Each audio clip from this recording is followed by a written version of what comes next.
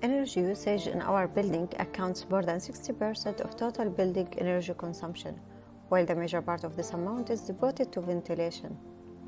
Natural ventilation is considered as one of the most fundamental low-cost passive cooling strategies among other static cooling systems, such as earth cooling, night sky radiation, evaporative cooling, and etc. Various design strategies can influence the natural ventilation efficiency of the buildings significantly. Architects look for most appropriate design strategies in climatic responsive design to integrate them with the building design in order to enhance their performance. This video is part of the Advanced Performance Building Modeling module, in which I will represent the simulation result of the courtyard effect in enhancing the natural ventilation using the IES software. The case study choosing is the Art Gallery building located in Al-Aqaba in Jordan.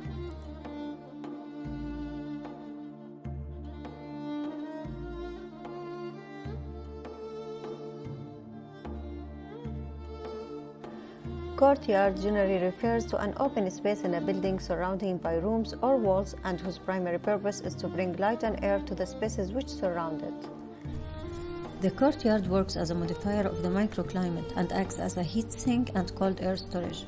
Buildings with internal courtyards are characterized as a suitable solution for cooling in hot climate regions to provide inner spaces with cold air and daylight.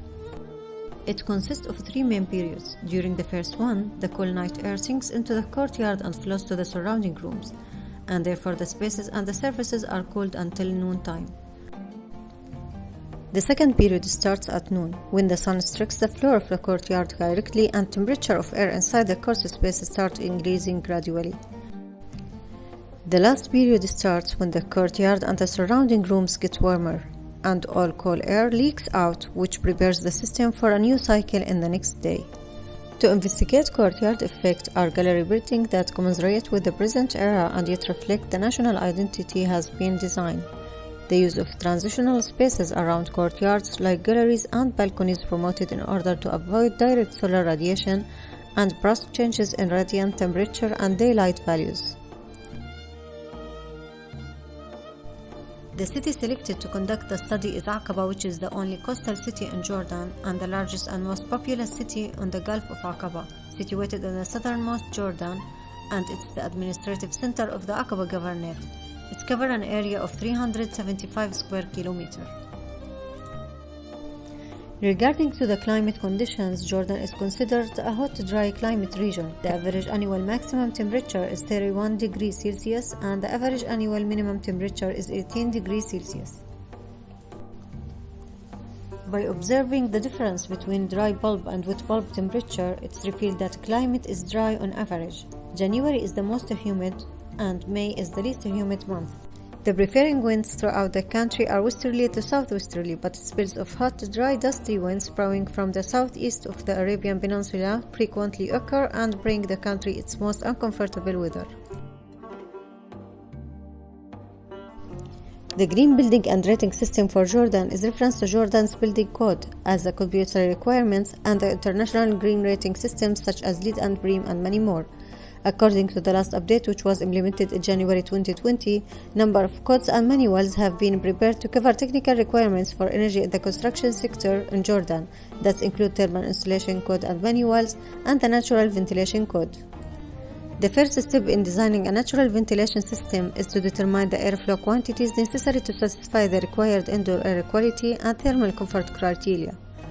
Occupant thermal comfort can be predicted based on the air temperature, thermal radiation, humidity and airspeed, as well as personal factors such as physical activity and the degree of clothing insulation.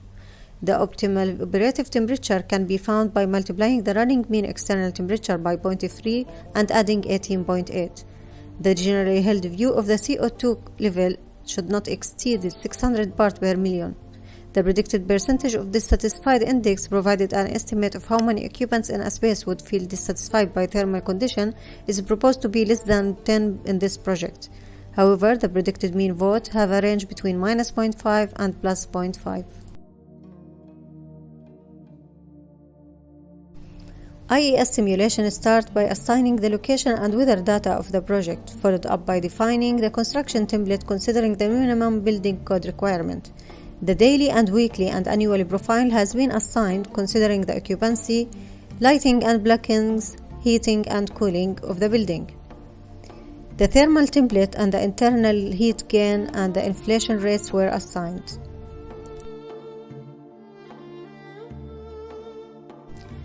Eight different orientations of the base case scenario have been analyzed, where the Apache result reveals that the north is the optimal orientation that achieves the lowest energy consumption. Moving on to the passive design strategies, where we start with strategy 1 that's related to the courtyard open space percentage. The thermal performance and airflow within the courtyard buildings depend on its characteristics such as aspect ratio and its morphological configurations. In this project, base case starts with 8% of the open space, which increased to 10% in scenario 1 and 13% in scenario 2 and last 16% in scenario 3. Comparing the Apache simulation results of the three scenarios with the base case scenario, it found that scenario 3 performed better in relation to energy consumption, air temperature, solar radiation, and relative humidity.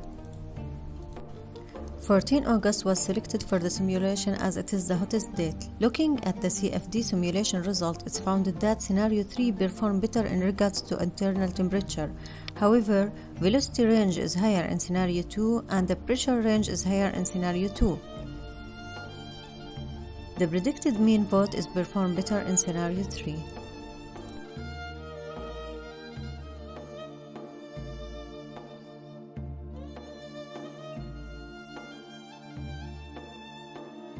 According to the results, scenario 3 is considered as the winning scenario of strategy 1. The second examined strategy in this project is related to the creation of cavity in the surrounding wall of the courtyard. Scenario 4 is the creation of the cavity in the ground floor from the north side. Scenario 5 is creation of the cavity in the first floor from the west side, and Scenario 6 is the combination of the two cavities that will be open from the ground floor in the north side and from the first floor in the west side. Comparing the three scenarios from Strategy 2 with the winning scenario from Strategy 1, and after simulating the models, the Apache simulation reveals that Scenario 6 performed better in relation to energy consumption, air temperature, solar radiation, and relative humidity.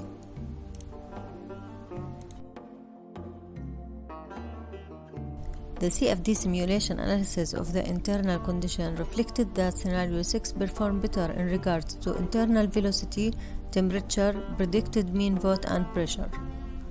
Accordingly, Scenario 6 is the winning scenario from Strategy 2. Following the design note provided by the director of this project, building starts with 2.6 meter height for ground floor and 2.6 meter height for the first floor. In this strategy, we investigate the effect of increasing the height in Scenario 7 for the first floor to be 4.5 meter, and in Scenario 8 for the ground floor to be 4.5 meter, and last in Scenario 9 to increase both floors' height to be together 9 meter instead of 5.2 meter.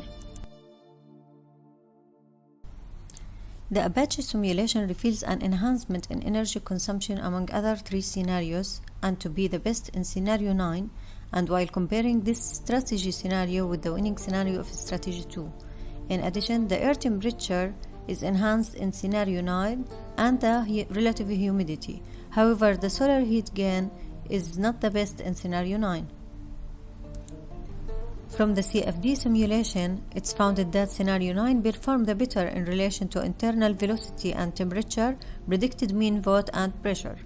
Accordingly, Scenario 9 is considered the winning scenario in Strategy 3.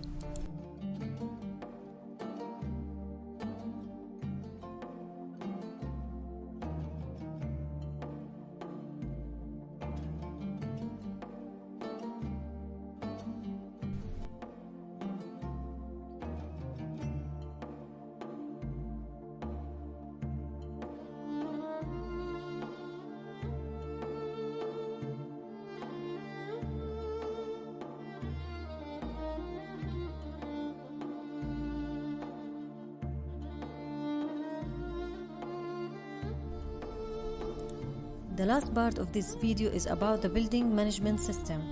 which is by using a smart window system that manage the amount of solar heat and daylight that enter the building. This system consists of passive and active window glazing and films that respond to change in sunlight or temperature, and auto-control shades that are scheduled to operate at a specific time of the day to control light levels and solar heat gain.